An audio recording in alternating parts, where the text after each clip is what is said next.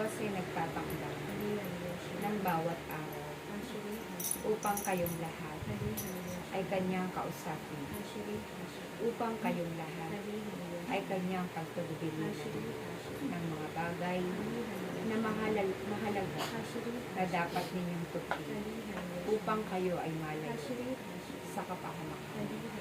Katulad ng aking pagpapakita sa tatlong bagay na kung saan ang bagay na ito ay itinakda ng Diyos upang ako'y magbigay ng tagubilin para sa kanila, para sa kapayapaan ng mga bansang nagdidigmaan.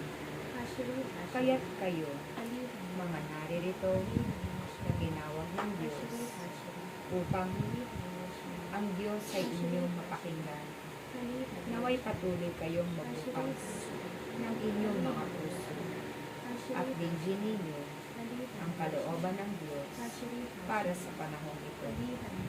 Aking mga anak, ipinagtatagubilin ko sa inyo na huwag kayong huminto sa pananalangin ng banal na Santo Rosario para sa ikapapayapa ng inyong bansa at para na rin sa katahimikan ng mga bansa patuloy na nagdidigmaan at nagbabanta ng kabuluhan.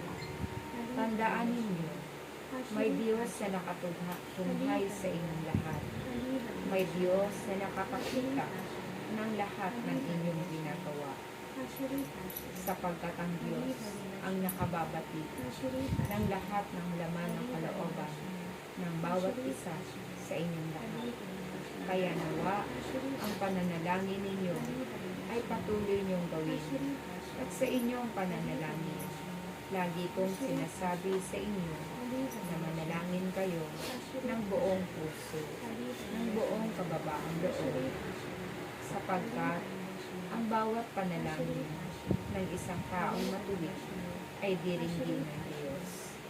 Gawin ninyo ang inyong tungkulin ng mayroong pag-ibig, ng puno ng kababaang loob, upang nang sa ganon, matupad ninyo ang kalooban ng Diyos. Sapagkat hindi lahat ng sumusunod sa kalooban ng Diyos ay mayroong pag-ibig at kababaang loob. Ngunit kung taglay ng isang taong tagapaglingkod ang mga bunga ng Espiritu Santo, mapagtatagumpayan niya ang mga bagay na ipinagtatagubilin sa inyo ng Diyos. Kaya't kayo'y patuloy na pinupuno ng mga bunga ng Espiritu Santo upang magawa ninyo ang mabuti sa bawat inyong pagtitipon.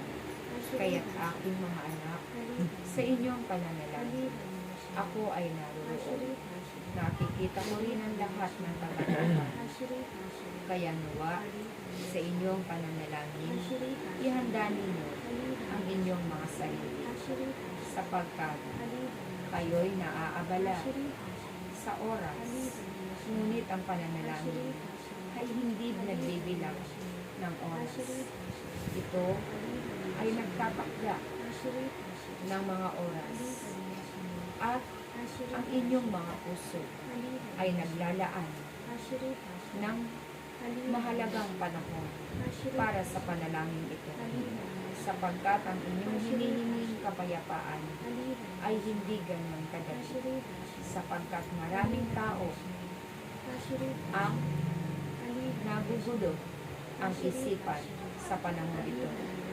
Sa panahon na ang isang tao ay nahihirapan, walang salapi, nagugutom, at walang matirahan, ang kanyang isipan ay puno ng kaguluhan at nawawalan ng kapayapaan at pag-ibig. Kaya't aking mga anak, kayo na pinupuno ng Diyos, kayo na pinasasagana ng Diyos, naway sa inyong pananalangin, maging sagana rin ang inyong pag-ibig sa inyong mga ginagawa, upang kalugdan ng Diyos ang mga panalangin mamumutawi sa inyong mga labi. hindi madaling magtapon ng salot sa mundo. Kaya't kayo'y pinakalooban ng mga kapangyarihan, sapagkat ito ay inyong gagamitin upang kayo ay maging matibay at matapang sa pagharap sa inyong tungkulin. Katapangan na mayroong pag-ibig, katapangan na mayroong kababaang loob, at katapangan ng mayroong malinis na puso at intensyon sa bawat panalangin. Naway naunawaan ninyo ang aking pag-ibig. Maraming salamat sa inyo. Praise you.